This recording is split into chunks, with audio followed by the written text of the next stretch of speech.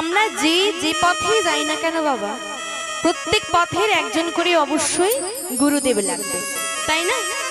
কারণ গৌর গোবিন্দ আমার মনে মনে চিন্তা করছেন, যতই কলির যুগবাসীকে আমি হরিনাম দিই, কৃষ্ণ নাম দিই, যতই আমি উদ্ধারের পথটা দেখিয়ে দিই, কিন্তু এই বিশাল বিশ্ব ব্রহ্মাণ্ড মাঝে আমার কলির যুগবাসীকে উদ্ধার করার জন্য একজনকে লাগবে, যে যে পারবে এই বিশাল বিশ্ব ব্রহ্মাণ্ডে কোন পথে গেলে ভগবানের দেখা পাওয়া যাবে, কোন কাজগুলো করলে, কি কি কর্ম করলে প্রভুর সঙ্গ পাওয়া যাবে, সেই পথটা দেখিয়ে দেওয়ার জন্য। আর সেই পথের প্রতীক্ষিত হলেন আমাদের গুরুদেব। তাই গোবিন্দ কি চিন্তা করলেন, জীবের নিস্তার লাগি নন্দ সুত হরি, নন্দ সুত হরে ভুবনে প্রকাশ করিলে, প্রকাশ করিলে গুরুর আহারে তাই গৌর ভুবনে প্রকাশ করিলেন গৌরূপ ধরে। তাই যেমন তিনি কলিযুগের গৌরাঙ্গ অবতার নিয়ে সবাইকে হরিনাম দিলেন, কৃষ্ণ নাম দিলেন জীবের উদ্ধারের জন্য, তেমন আরেকটি রূপ নিলেন কি মা, গুরু রূপ। যে রূপ পারে আমাদের মতো পাপিষ্ঠ অধম কলির যুগবাসীদের কোন সঙ্গ করলে, কি কর্ম করলে প্রভুর কৃপা পাওয়া যাবে। অর্থাৎ গুরুদেবের সর্বোপরি কর্ম হলো ভগবানের সঙ্গে এই জীবেদের, এই শিষ্যদের, এই জীবেদের একটা নিবিড় আত্মসম্পর্ক গড়ে তোলা। যেটা করতে পারেন যিনি, তিনিই হন আমাদের গুরুদেব। মাগো সবারই তো অনেক পথের গুরুদেব রয়েছে, আমারও কীর্তন পথের গুরুদেব আছে। আমার সেই গুরুদেব আদি গুরু পিতা মাতা এবং সম্পূর্ণ সম্প্রদায়ের চরণে আমি প্রণাম জানাবো। কেন? এই যে আজকে যিনি ভক্ত, যিনি শ্রীবাস, তিনি এত সুন্দর একটা হরিবাসরের আয়োজন করেছেন বাবা, কিন্তু ওনার একার দ্বারা কিন্তু এত সুন্দর একটা হরিবাসর হয়নি। উনি হলেন উদ্যোক্তা, কিন্তু ওনার একার দ্বারা সম্ভব হয়নি। অনেক মানুষের সহযোগিতা আছে, তারপরেই কিন্তু এত সুন্দর একটা হরিবাসর। অর্থাৎ কখনো কোনো বড় কর্ম একার দ্বারা সম্ভব নয় মা, সবাই মিলে করলে, সবাই সহযোগিতা করলে সেই কর্মটা খুব সহজেই হয়ে যায়। তাই শুধু একা গুরুদেবের কৃপার ফলে কিন্তু আজ এই হরিনামের আসরে আসা আমার হতো না। গুরুদেবের সঙ্গে আদি গুরু পিতা মাতা, তার সঙ্গে সম্পূর্ণ সম্প্রদায়ের সহযোগিতায় আজ এই হরিবাসরে আমার দাঁড়ানো। তাই ওনাদের সবার চরণে জানাই আমার সহস্র কোটি দণ্ডবত প্রণাম। জয় জয় শ্রী গুরু প্রেম কল্পতরু,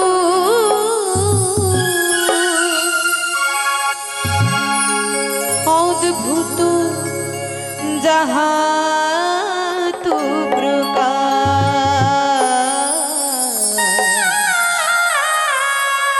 অদ্ভুত যাহা তু প্রকাশ। জয় জয় শ্রী গুরু, হরি বল তাই গৌর প্রেমানন্দে হরি বল। প্রেম কল্পতরু, অদ্ভুত যাহা প্রকাশ, অদ্ভুত যাহা প্রকাশ। জয় জয় শ্রী গুরু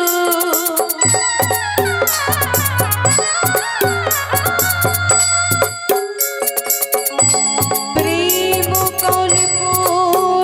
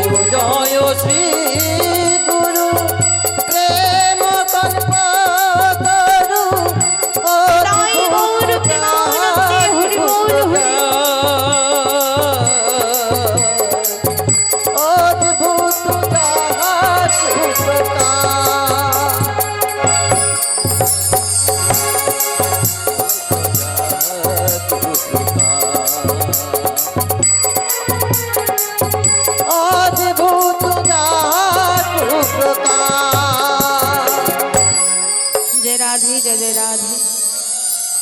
মাগো, আমরা লীলা অবশ্যই আস্বাদন করব, কিন্তু লীলা আস্বাদনের পূর্বে আমাদেরকে তো একটু গৌরাঙ্গ সুন্দরের কথা শুনতেই হবে, না হলে তো লীলা আরম্ভ করতে পারবো না। তাই ছোট করে কিঞ্চিত একটু গৌর সুন্দরের কথা শ্রবণ করি, তারপর শুরু করবো আজকের লীলা। আচ্ছা বাবা, আমাদের ঘরের ঠাকুরকে, আমাদের ঘরের ঠাকুরকে রাধে রাধে, গৌরাঙ্গ মহাপ্রভু। এর আগে তিনটি যুগ গেছে, সত্য, ত্রেতা, দাপর, তারপর এলেন কলি। এই তিন যুগে, কলির আগে যে তিন যুগ, তাতে ভগবান অনেক অবতার নিয়েছেন, কিন্তু সব অবতার হয়তো আমরা জানি না। চারটি প্রধান অবতার আমরা সবাই জানি। কি কি? যুগে সত্যনারায়ণ, ত্রেতা যুগে রাম, দাপর যুগে ভগবান শ্রীকৃষ্ণ, আর কলিতে এলেন গৌরাঙ্গ মহাপ্রভু। আহা, হরি বল হরি বল হরি বল, রাধে রাধে। মাগো, এই যে আমাদের কলিযুগের অবতার শ্রী গৌরাঙ্গ মহাপ্রভু, গৌর সুন্দর, একে কিন্তু আমরা কেউ অবতার বলি না।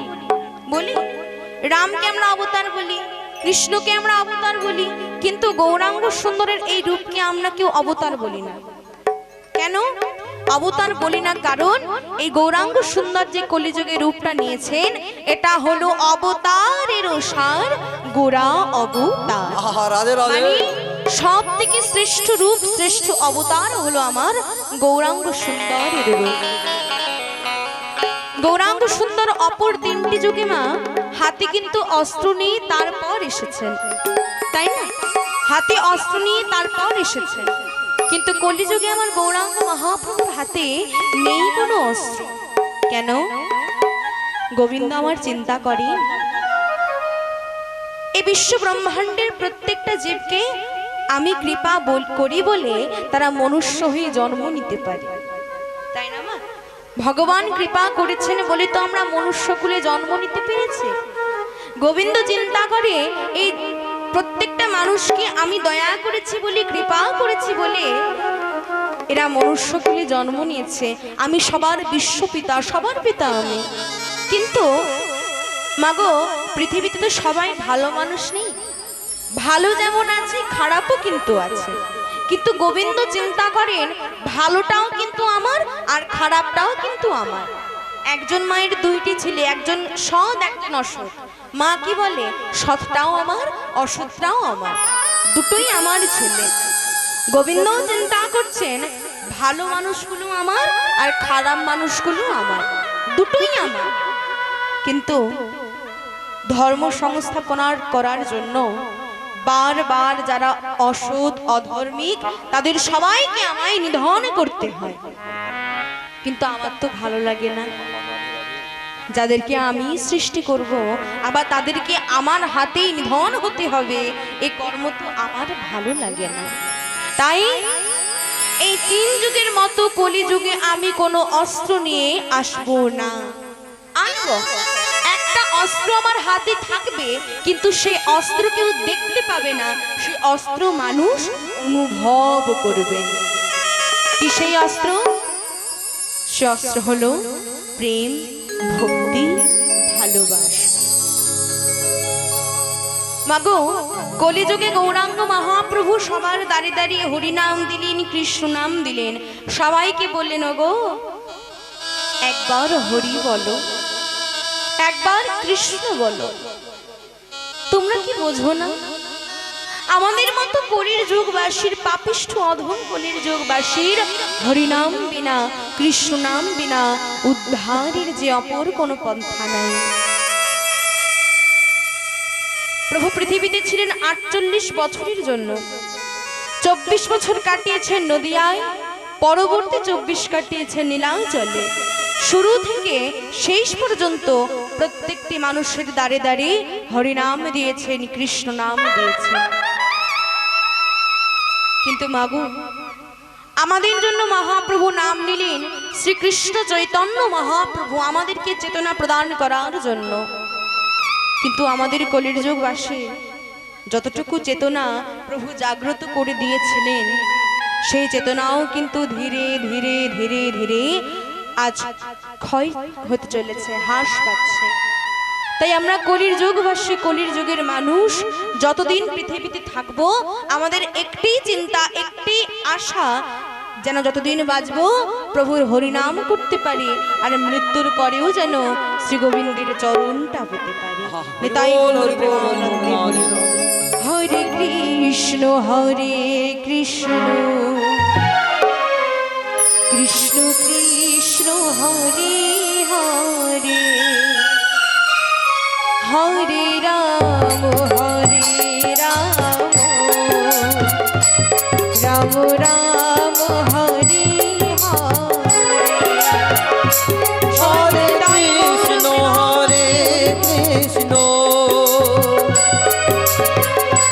কৃষ্ণ কৃষ্ণ হরে হরে, হরে রাম রাম রাম রাম হরে হরে। হরে কৃষ্ণ কৃষ্ণ কৃষ্ণ হরে হরে, হরে রাম রাম রাম হরে হরে। হরে বল। হরে কৃষ্ণ কৃষ্ণ কৃষ্ণ হরে হরে, হরে রাম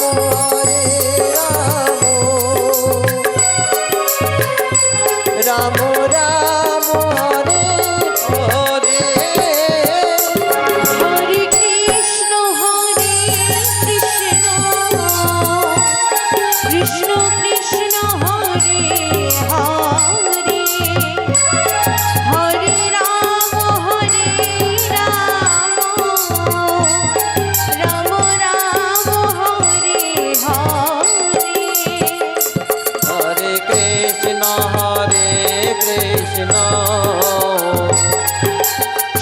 সবাই কৃষ্ণ কৃষ্ণ হরে হরে, হরে রাম রাম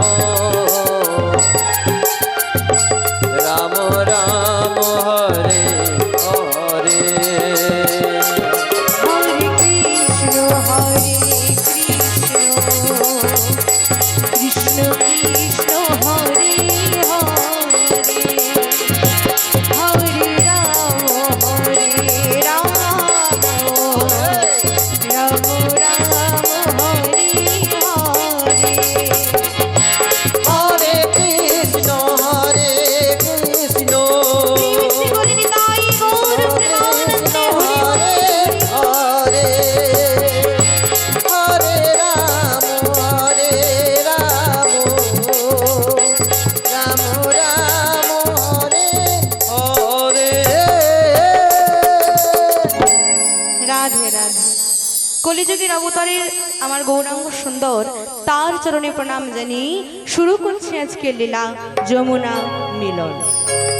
এই লীলা কিন্তু মা কলিযুগের লীলা নয়, এই লীলা হলো দাপর যুগের লীলা। দাপর যুগে আমরা সবাই জানি শ্রীকৃষ্ণ জন্ম নিয়েছিলেন মথুরায় বসুদেবের ঔরসে দৈবকীর উদরে, আর বড় হয়েছিলেন বৃন্দাবনে নন্দ যশোমতির ঘরে। বৃন্দাবনে প্রত্যেকটা মানুষ ছিল গোয়ালা সম্প্রদায় ভক্ত, মানে গাভী ধেনু বৎস এইগুলো নিয়ে তাদের নিত্যদিনের কাজকর্ম। তাই প্রত্যেক দিন শ্রী গোবিন্দ আমার শ্রীরাম সুদাম দাম বসুদাম মধুমঙ্গল বাহু সুবাহ প্রত্যেকটা ধেনু গাভী বৎস সবাইকে নিয়ে যায় গোচারণ করতে। প্রত্যেক দিনের মতো আজও শ্রী গোবিন্দ সবার সঙ্গে গোচারণে বেরিয়ে এসেছে। মা যখন বেরিয়ে এসেছে, বলরাম শ্রীরাম সুদাম সমস্ত সখারা অনেকটা পথ এগিয়ে গেছে, আর শ্রী গোবিন্দ আমার অনেকটা পথ পিছিয়ে রয়েছে। যখনই পিছিয়ে রয়েছে, দাদা বলরাম চারিদিক ঘুরে দেখছে সবাই আছে, কিন্তু আমার ভাই কানাই নেই। পেছন দিকে তাকিয়ে দেখে কানাই অনেক দূরে পড়ে আছে। যখন দেখছি অনেক দূরে পড়ে আছে, চিৎকার করে কানাইকে ডাকছে, কানাই কানাই রে কানাই রে কানাই রে।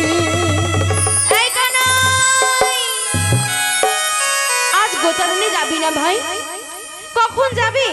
তুই যদি এই গতিতে চলিস তাহলে আমরা কখনোই সময় মতো গোচারণে যেতে পারবো না। কানাই বলে, দাদা, ও দাদা, তুমি একটু দাঁড়াও, তোমার সঙ্গে আমার একটু কথা আছে। দাদার কাছে গিয়ে বলে, ও দাদা, জানো তো আজ আমার ইচ্ছা হয়েছে, আজ আমি গোচারণে যাব না। সে কি? গোচারণে যাবি না মানে? গোচারণের নাম করে বেরিয়ালের গোচারণে যাবি না? ও দাদা, আজ আমি গোচারণে যাব না। আজ আমি ভেবেছি আমার একজন ভক্তির মনোবাসনা পূর্ণ করতে যাব। মনোবাসনা পূর্ণ করতে যাবে মানে কোথায় যাবি? ও দাদা, আজ আমি ওই যে বললাম আমার এক ভক্ত, আমি আমার সেই ভক্ত অর্থাৎ বিরজার মনোবাসনা পূর্ণ করতে যাব। তাই তুমি সবাইকে নিয়ে গোচারণে চলে যাও, যখন তোমরা ফিরে আসবে তোমাদের সঙ্গে আমি যুক্ত হব। বেশ ভাই, তাই হবে। সবাইকে নিয়ে বলরাম চলে গেল গোচারণে, আর শ্রী গোবিন্দ আমার এলেন বিরজার তটে। বিরজার তটে এসে বিরজাকে বলে, হে বিরজা, তোমায় আমি কথা দিয়েছিলাম একদিন তোমার তটে রাধা কৃষ্ণের যুগল মিলন দেখাবো, কিন্তু আজ পর্যন্ত তোমার সে মনোবাসনা আমি পূর্ণ করতে পারিনি। তাই আজ আমি এসেছি, আজ আমি তোমার মনোবাসনা পূর্ণ করব। কিন্তু কিন্তু কি করে তোমার মনোবাসনা পূর্ণ করি বলো তো? কেন? কারণ মাগো, যুগল মিলন তো কখনো একা দেখানো যাবে না। যুগল মিলন দেখাতে গেলে রাধারানীকেও লাগবে, আবার শ্রী গোবিন্দকেও লাগবে, কাউকে ছাড়া লীলা হবে না। এবার বলে, রাধারানীর তো বিবাহ হয়ে গেছে, সে এখন আছে যাবর নগরী জটিলা কুটিলার ভবনে। তাহলে যদি আজকে আমায় রাধারানীকে এখানে আনতে হয়, তাহলে কোনো একজন ব্যক্তির সাহায্য নিতে হবে। কিন্তু এই ভর দুপুর বেলায় এমন কি আছেন যে আমায় সহায়তা করতে পারেন? একমাত্র একজনই আছেন। কে? তিনি হলেন আমার লীলার গুরু পূর্ণমাসী যোগমায়া। যোগমায়া বিনা আমি আমার কোনো লীলা করিতে পারিব না, আর আমার করা উচিত নয়। তাই আজও এই লীলার প্রারম্ভকালে আমি আমার লীলার গুরু পূর্ণমাসী যোগমায়ার শরণ নিয়ে দেখি তিনি আজ আমার ডাকে আসেন কি না। জয় রাধে, জয় রাধে, জাগো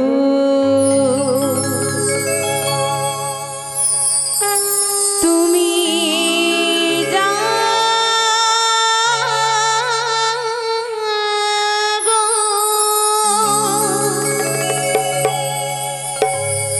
জাগো দুর্গা, জাগো দশ প্রহর ধারিণী, অভয়া শক্তি বল প্রদায়িনী, তুমি জাগো, জাগো তুমি, জাগো,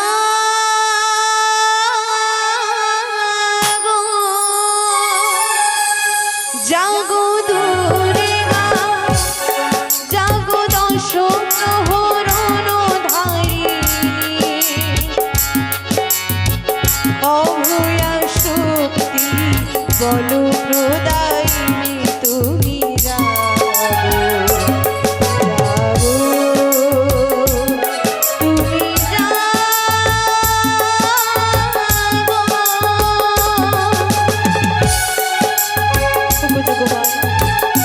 একবার এসো, তুমি বিনা এই পথ থেকে আমায় যে কেউ উদ্ধার করতে পারবে না। একবার এসো যোগমায়া।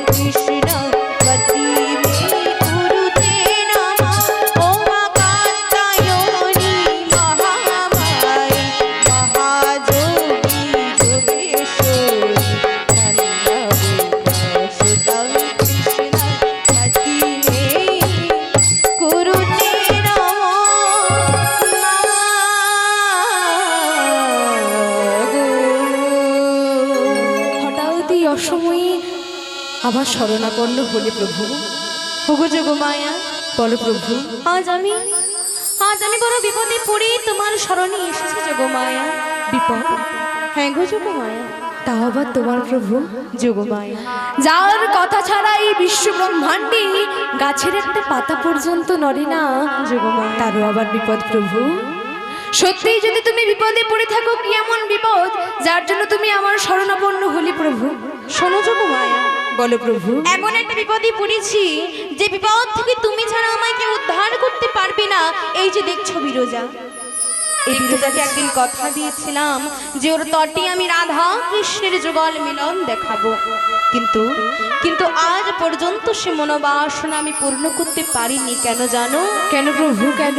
কারণ যাকে ছাড়া আমার এই লীলা কখনো সম্ভব নয়, অর্থাৎ শ্রীমতী রাধা রানী, তার তো বিবাহ হয়ে গেছে।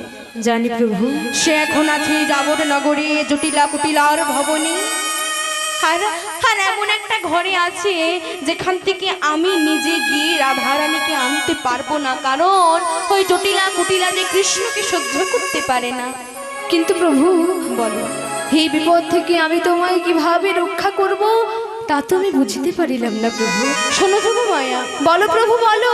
আমার তো সেখানে যাওয়া হবে না, জানি যে প্রভু। আমি রাধারানীকে আনবো, তাই তোমার কাজ ছলে বলে কৌশলে যেমন করে হোক যাবর নগর থেকে রাধারানীকে আনিয়া দিতে হবে এই বিরজার তটে।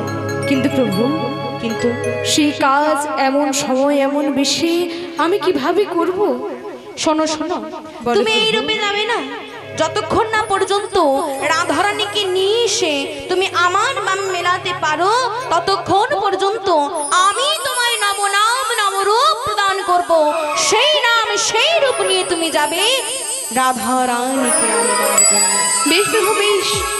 তবে তুমি বলে দাও, আজ আমার নবরূপ নববেশ নবনাম কি হতে চলেছে?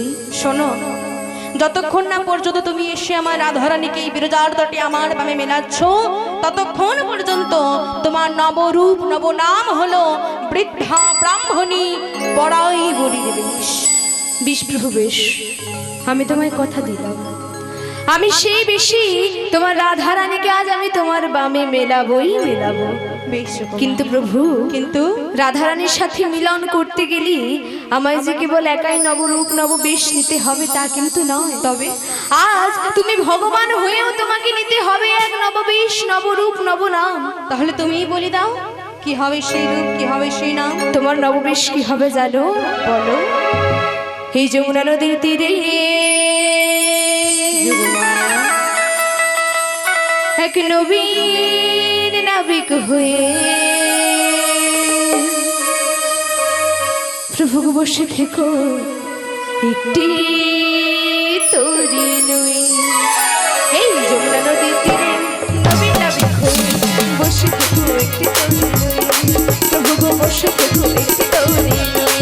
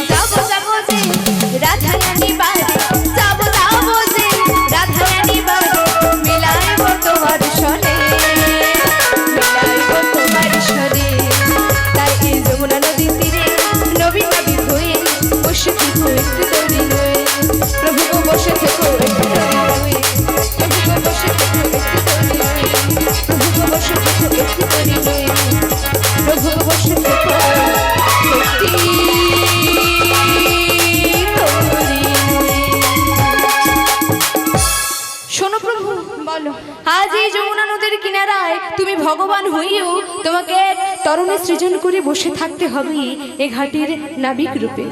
বেশ, তুমি আমায় যা বললে আমি তাই করব, কিন্তু তুমি আর দেরি করো না, শীঘ্র করে যাও আর নিয়ে এসো রাধারানীকে। বেশ প্রভু, বেশ। যাওয়ার পূর্বে তুমি আমি আশীর্বাদ করো প্রভু। আজ আমি তোমায় যে কথা দিয়েছি সেই কথা যেন আমি রাখতে পারি। আজ যেন আমি তোমার রাধারানীকে তোমার বামে মিলাতে পারি প্রভু। তাই প্রভু যাবার পূর্বে এই অধমের তোমার চরণে রইল সহস্র কোটি দণ্ডবত প্রণাম। প্রণাম তোমায় ঘন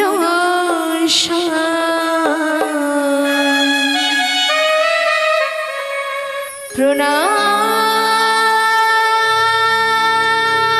তোমায় ঘন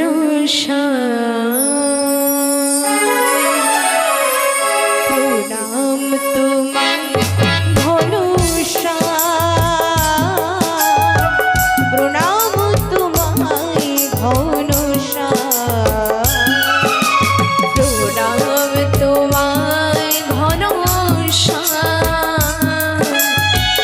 প্রণাম তোমায় ঘন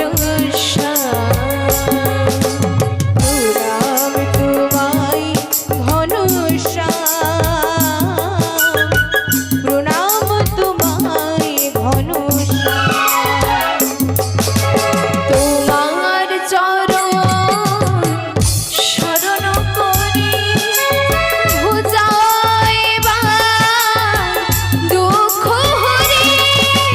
তোমার চরণ শরণ করি বুঝাইবা দুঃখ হরি।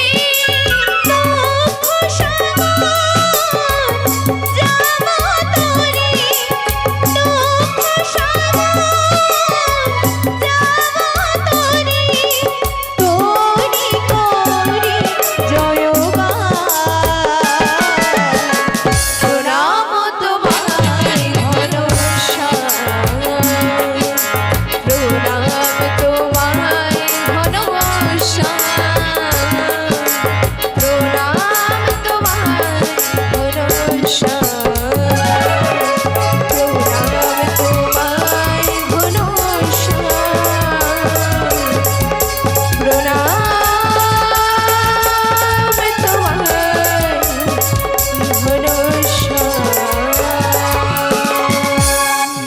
রাধা কি ছলে বলে কৌশলে যেভাবেই পারি আমার প্রভুর বামে আজ প্রভুকে মেলাতে হবে রাধারানীর সাথে। এবার প্রভুকে আমি কথা দিয়েছি সে কাজ আমি করব। কথা যখন দিয়েছি কাজ তো আমায় করতে হবে। কিন্তু রাধারানী আছে যাবটনগরে। রাধারানীকে আনতে যেতে হলে বদনে গাইতে হবে রাধা নাম, আর ঊর্ধ্বে বাহু তুলে যেতে হবে মা। কিন্তু মা কোনো কাজকে একা একা কখনো সম্ভব হয়? সবাই মিলে একত্রিত হয়ে কোনো কাজ করলে তবেই কাজটা সম্পূর্ণ হয়, তাই তো? তাহলে রাধারানীকে কি আজকে আমি একাই আনতে যাব? সবাই যাবে তো? কিন্তু রাধারানীকে আনতে যেতে গেলে কিন্তু একটু পরিশ্রম করতে হবে। ভয় পাওয়ার কিছু নেই। গরমের মধ্যে আমি ছুটতেও বলবো না, দৌড়াতেও বলবো না। বসে বসেই বাহু তুলে একটু করতালি দেবে আর আমার সাথে একটু রাধা নাম গাইবে। পারবে তোমরা? পারবে? তাহলে দেখি আগে বাহু তুলো দেখি। সবাই মিলে পেছনে যারা বসে আছে সবাই হাতগুলো কিন্তু তুলে রাখবে। আমি যতক্ষণ থাকবো বড় ভালো লাগছে, হাতগুলো তুলে রাখবে। কেমন? হাত কনকন করবে। ভগবানের নাম করতে গেলে একটু কষ্ট তো করতেই হবে, তবে তো ভগবান আসবে। ভগবানের ডাকটা ডাকার মতো হলে তো ভগবান আসবে। কষ্ট করলেই তো কৃষ্ণ মিলবে নাকি? তাহলে সবাই মিলে তাই গৌর প্রেমানন্দে হরি বল। মোরা বৃন্দাবনে চলে যাব, রাধা নামে পাগল হব। জানি রাধা রানী পিলি কৃপা, জানি রাধা রানী পিলি কৃপা।